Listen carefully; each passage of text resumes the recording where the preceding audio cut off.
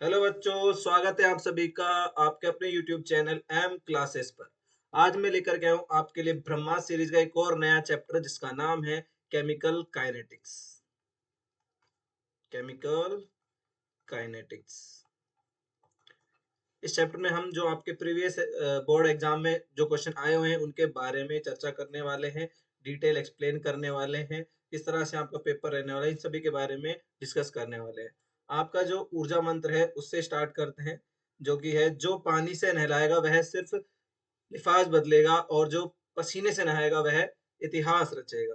तो पसीने से नहाना पड़ेगा आपको, मेहनत करनी पड़ेगी, मतलब है ना, बहुत जबरदस्त मेहनत करनी पड़ेगी। और आपके बोर्ड एग्जाम आ चुके हैं तो उसके लिए तैयार हो जाइए ताकि आपके मैक्सिमम मार्क्स आपके बोर्ड एग्जाम में आ सके। और आप चाहते हो कि आपके फिजिक्स में मैक्सिमम नंबर आए तो आप हमारी ये संजीवनी गैस पेपर ले सकते हो, जहां आपको बोर्ड में आने वाले सभी इंपॉर्टेंट क्वेश्चंस प्रोवाइड कराए जाएंगे। तो चलो स्टार्ट करते हैं बिना देरी किए हुए।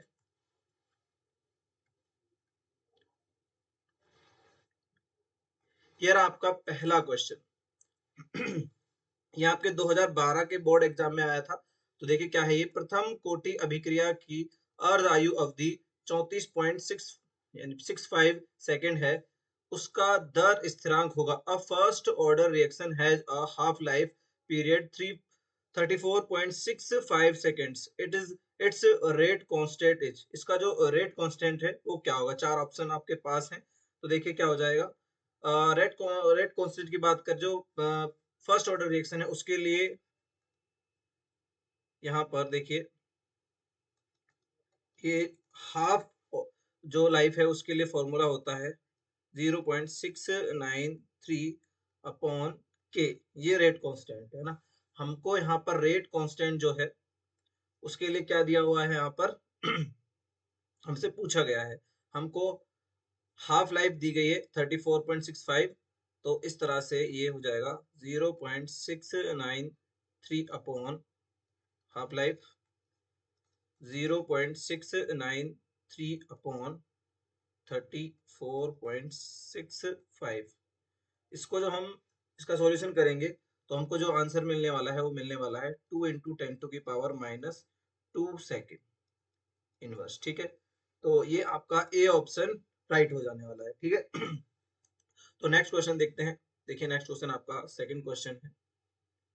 ये रहा आपका सेकंड। ये भी आपके जो बोर्ड एग्जाम 2012 से लिए गए। याद रखना ये चैप्टर आपके बोर्ड एग्जाम के बिहार पर बहुत बहुत ज्यादा इंपॉर्टेंट होने वाला है। देखिए क्वेश्चन क्या है, यदि एलन के और 1/t के प्रथम कोटि अभिक्रिया के लिए ग्राफ खींचा जाए तो सीधी रेखा का ढाल होगा। If a graph is plotted between I N K, sorry ये एल एन के है, and 1/t for the first order reaction, the slope of the straight line so obtained is given by। तो हमको क्या करना है, हमको यहाँ पर एक ग्राफ प्लॉट करना है एल एन के और यहाँ पर 1 में टी के बिटवीन में। तो जब हम ये ग्राफ प्लॉट करते हैं तो कुछ इस तरह से स्ट्रेट लाइन मिलता है। तो हमसे पूछा गया है कि ये जो स्ट्रेट लाइन है इसका जो स्लोप है वो क्या शो कर रहा है ना, किसके बारे में बता रहा है।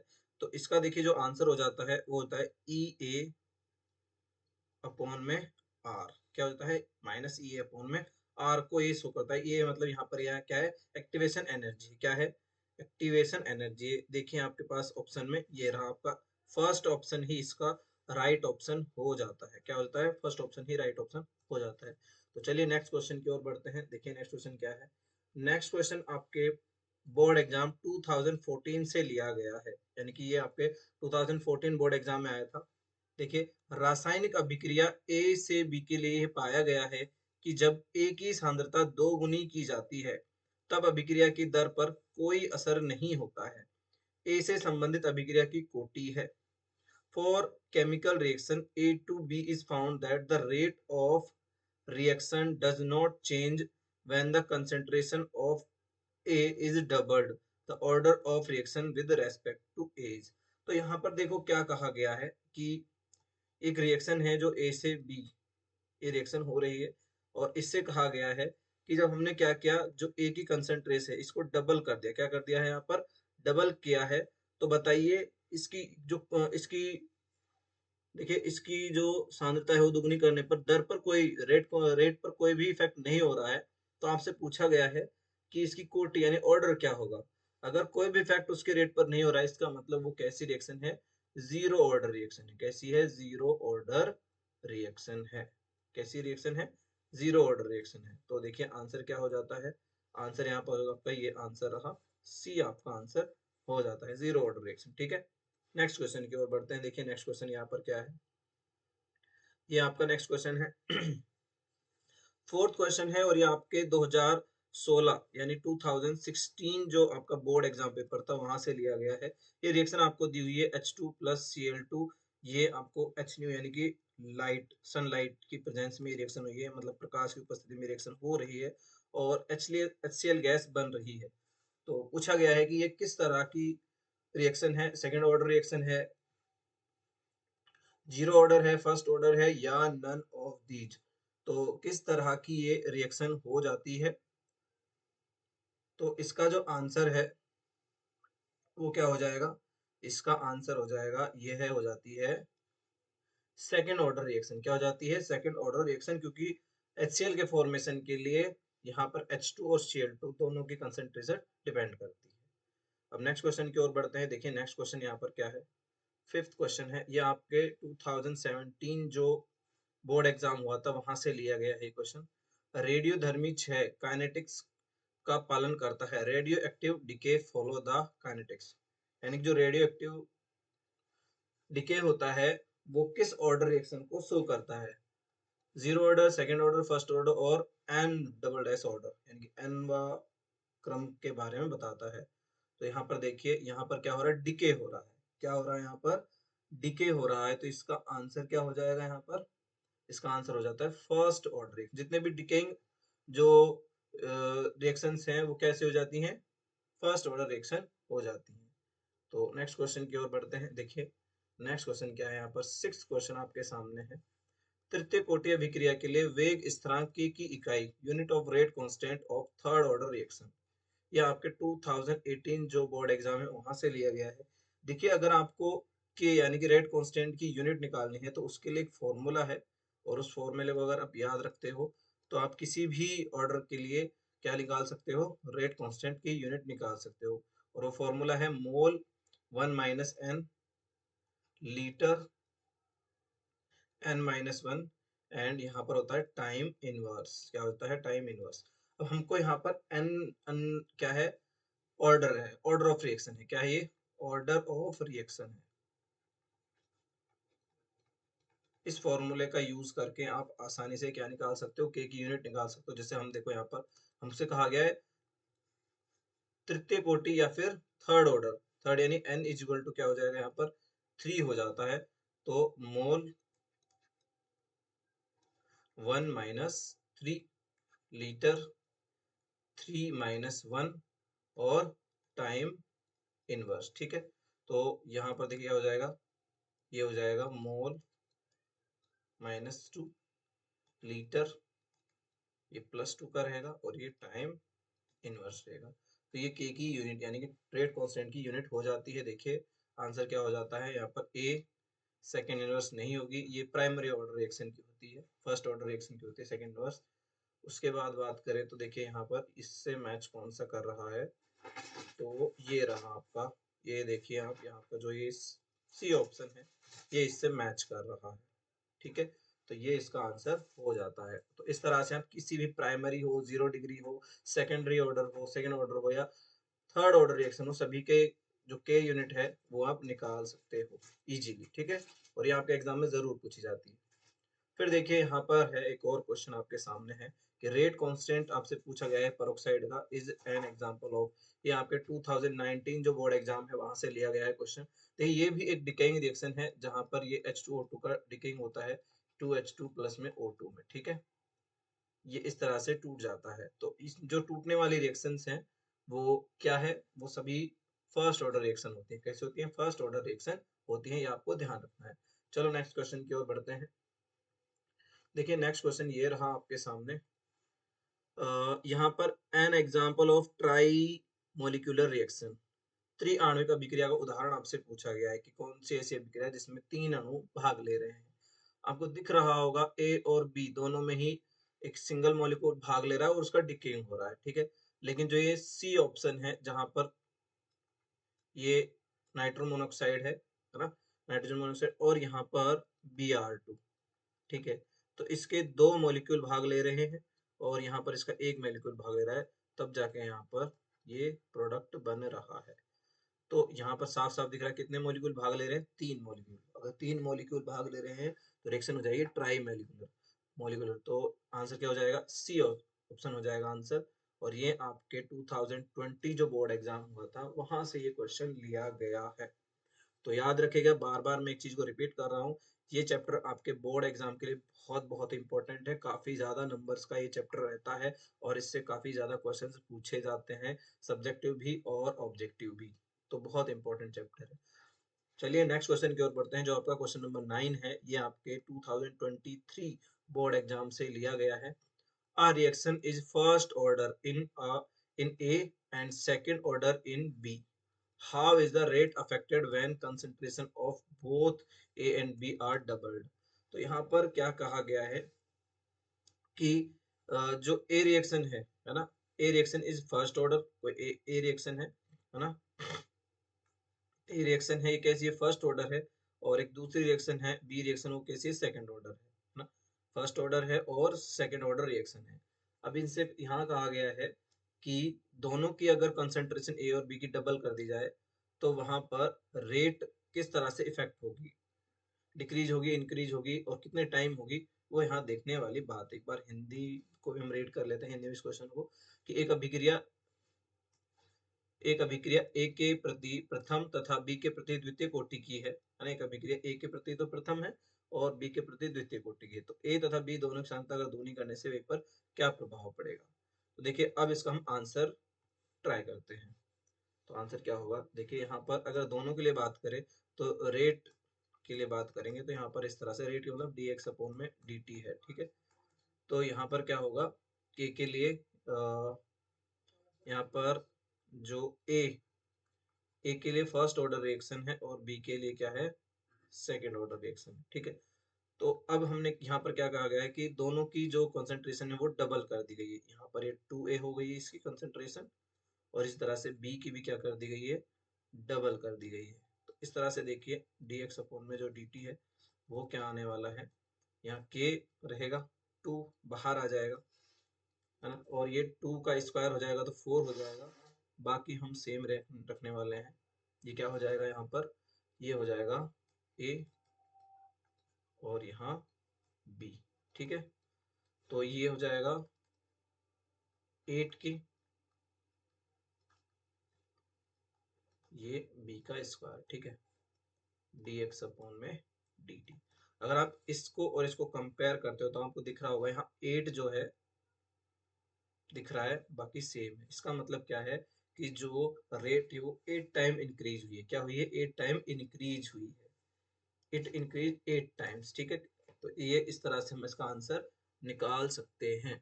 रेट कितनी हुई है, 8 टाइम इंक्रीज हुई है, तो ये हमारा आंसर हो जाता है। अब नेक्स्ट क्वेश्चन की ओर बढ़ते हैं। देखिए नेक्स्ट क्वेश्चन यहाँ पर क्या रहने वाला है।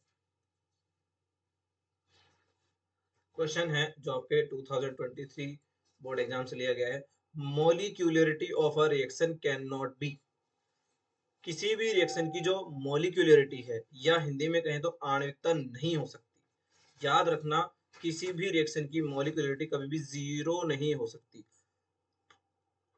ऑर्डर जीरो हो सकता है लेकिन कभी भी जो मोलिक्यूलरिटी है या आणविकता है ये कभी भी जीरो नहीं हो सकती। साफ साफ है कि किसी भी रिएक्शन में कोई ना कोई मॉलिक्यूल तो पार्टिसिपेट करेगा ही करेगा। बिना अगर कोई मॉलिक्यूल पार्टिसिपेट नहीं करेगा तो रिएक्शन हो ही नहीं सकती। तो आंसर क्या हो जाएगा, 1 हो जाता है। याद रखना, ऑर्डर जीरो भी हो सकता है, नेगेटिव भी हो सकता है, पॉजिटिव भी हो सकता है, ठीक है। नेक्स्ट क्वेश्चन की ओर बढ़ते हैं। देखिए नेक्स्ट क्वेश्चन क्या है यहाँ पर। नेक्स्ट क्वेश्चन आपके सामने ये रहा। Radio active disintegration is an example of, ये आपके इंटरमीडिएट 2023 में पूछा गया है। जीरो ऑर्डर है, फर्स्ट ऑर्डर है, सेकंड ऑर्डर, रेडियो सक्रिय विघटन, तो ये वही है ना। इस तरह का क्वेश्चन हम पहले ही कर चुके हैं।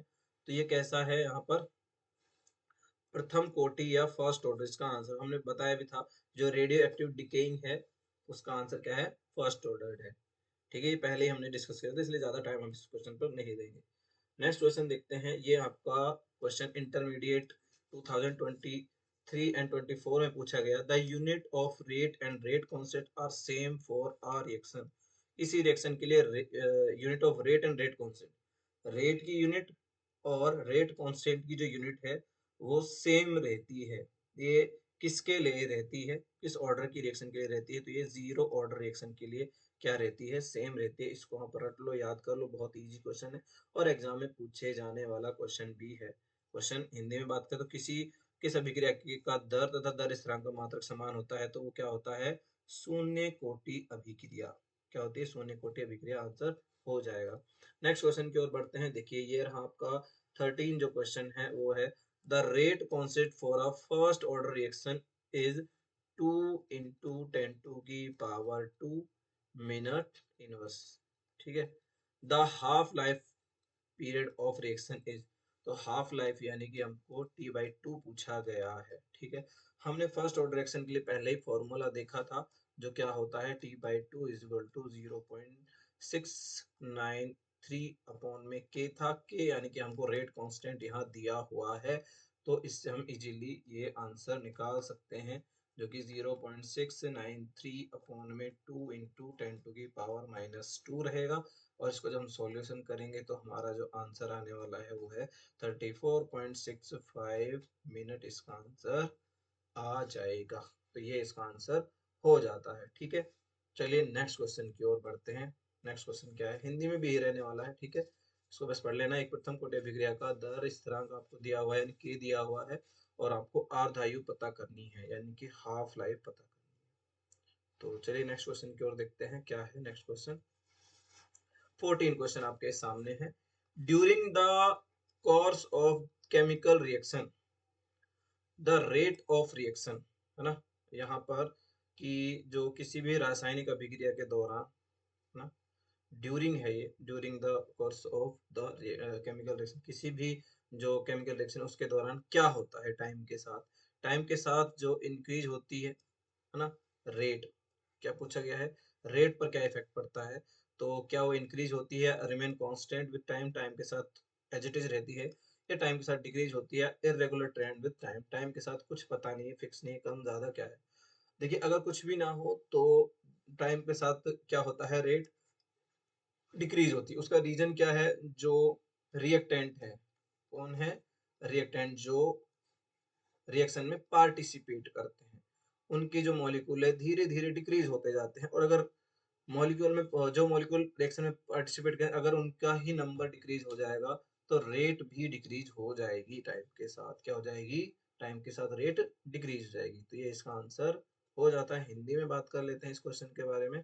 देखिए हिंदी में क्या हो जाएगा, किसी रासायनिक अभिक्रिया के दौरान अभिक्रिया की दर समय के साथ बढ़ती है, समय के साथ स्थिर रहता है, समय के साथ घटता है, या समय के साथ अनियमित रहता है। तो आंसर क्या हो जाएगा, समय के साथ घटता है। रीजन क्या है, अभिकारक की जो सांद्रता है वो धीरे धीरे कम होती जाती है। नेक्स्ट क्वेश्चन की ओर बढ़ते हैं। देखिए नेक्स्ट क्वेश्चन क्या है। नेक्स्ट क्वेश्चन आपका 15 क्वेश्चन है, और वो question, the unit of rate constant for the zero order reaction is, ये आपके 2024 लेटेस्ट एग्जाम में पूछा गया है, यानी कि प्रीवियस जो आपका अभी अभी पिछले साल हुआ था बोर्ड एग्जाम, उससे पूछा गया है।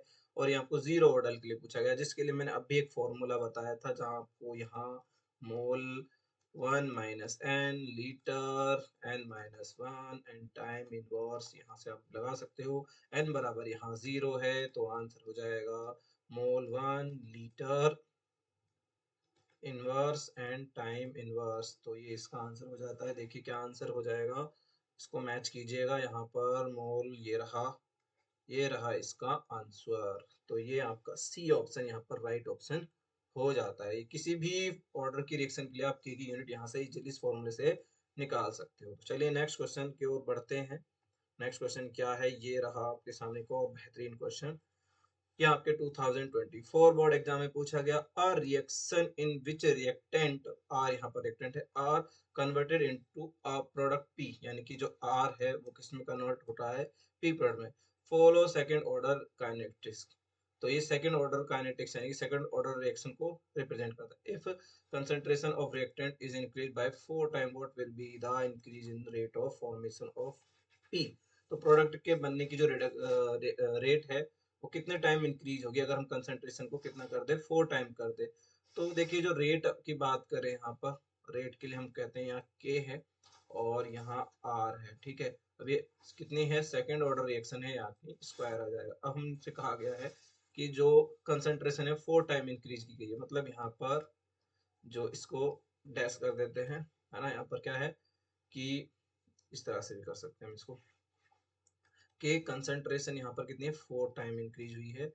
अब स्क्वायर कर दें, स्क्वायर करने पर देखिए क्या होगा, rate upon M rate dash, ये कितना आ जाएगा, के अपॉन में यहाँ के रहने वाला है आर का स्क्वायर, ठीक है। क्या है, आर का स्क्वायर है, इस तरह से अपॉन में यहाँ पर 4 का स्क्वायर हो जाएगा 16 और यहाँ आर का स्क्वायर, ठीक है। बाकी इसको यहाँ से हम कैंसिल कर सकते हैं, कैसे क्या कैंसिल हो जाएगा। तो देखिए इसका मैं इधर लिख देता हूँ, rate upon M rate dash equal to 1 upon M 16। जो रेट डैश है वो कितना हो जाएगा, 16 टाइम्स ग्रेटर देन हो जाएगा ओल्ड रेट का, जो पुरानी रेट थी उससे 16 टाइम इंक्रीज हो जाएगा। तो देखिए ऑप्शन क्या हो जाता है यहाँ पर, ये रहे आपके ऑप्शन। तो देखिए ऑप्शन है यहाँ पर, ये रहा, ये 16 टाइम्स, यानी कि सी ऑप्शन आपका राइट ऑप्शन हो जाता है।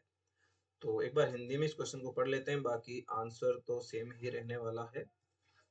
एक द्वितीय कोटि अभिक्रिया में अभिकर्मक आर उत्पाद में परिवर्तित होता है अगर अभिकर्मक की सांद्रता 4 गुना बढ़ा दी। अभिकर्मक, अभिकर्मक नहीं, ये अभिकारक है स्पेशली, है ना। ये कर्मक ना लेकर क्या है, कारक है, हिंदी में कारक है ना कि अभिकर्मक। बढ़ा दे तो उत्पाद के बनने की दर में वृद्धि होगी, कितनी होगी, 16 गुना वृद्धि होगी, ठीक है। चलिए नेक्स्ट क्वेश्चन की ओर बढ़ते हैं। नेक्स्ट क्वेश्चन आपका 17 क्वेश्चन है। देखिए 17 क्वेश्चन भी आपके बोर्ड एग्जाम 2024 बहुत सारे क्वेश्चन इस चैप्टर से आए हैं, इसलिए इंपॉर्टेंट हो जाता है। What is the order of reaction of the graph of concentration versus with time. यहाँ पर आपको इस तरह से दिया गया है, ठीक है। और ये स्लोप भी आपको यहाँ दिया गया है, देखिएगा, है ना। ये स्लोप है और स्लोप क्या है, माइनस के है, यहाँ टाइम है और यहाँ a माइनस एक्स क्या है, ये इसकी कंसंट्रेशन है, कंसंट्रेशन, जिसको a माइनस एक्स को हम r भी लिख सकते हैं, ठीक है। तो यहाँ पर पूछा गया है कि ये जो ग्राफ आपके लिए दिख रहा है ये किस ऑर्डर रिएक्शन को शो कर रहा है।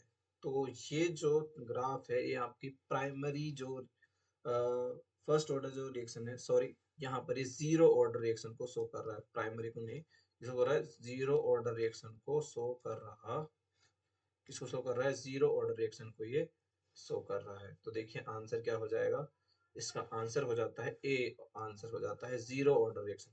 क्या आंसर हो जाएगा, जीरो ऑर्डर रिएक्शन आंसर हो जाएगा। देखिए यहाँ पर अब ये आज का लास्ट क्वेश्चन जो भी आपके बोर्ड एग्जाम 2024 से लिया गया है, value of T 1/2 for first order reaction is given as, मतलब आपको फर्स्ट ऑर्डर जो रिएक्शन है उसके लिए हाफ लाइफ जो है उसके बारे में बताना, उसका फॉर्मूला क्या है, जो कि हमने जब न्यूमेरिकल किया था तो वो देखा था, वो क्या था, t/2 बराबर 0.693 अपॉन के। ये इस तरह से हमने फॉर्मूले का यूज भी किया था, दो हमने क्वेश्चंस भी सॉल्व किए थे इसी फॉर्मूले का यूज करके। तो ये हो जाता है आपका आंसर और इसी के साथ आज के जो इम्पोर्टेंट क्वेश्चंस होते हैं यहाँ पर समाप्त। हिंदी में एक बार इस क्वेश्चन को देख लेते हैं। प्रथम कोटि अभिक्रिया के लिए यहाँ पर अर्ध आयु, ठीक है, अर्ध आयु का मान होगा, क्या होगा, t/2 0.693 अपॉन में के। तो इस तरह से हमारा आज का सेशन यहाँ पर कंप्लीट होता है। अगर आप चैनल पर पहली बार आए हो तो चैनल को सब्सक्राइब कीजिए और अगर आपको वीडियो पसंद आई हो तो वीडियो को लाइक कीजिए, अपने दोस्तों के साथ शेयर कीजिए और हमारे साथ वीडियो में अंत तक बने रहने के लिए धन्यवाद। तो मिलते हैं नेक्स्ट क्लास में, नेक्स्ट ब्रह्मा सीरीज के एपिसोड में, तब तक के लिए वंदे मातरम।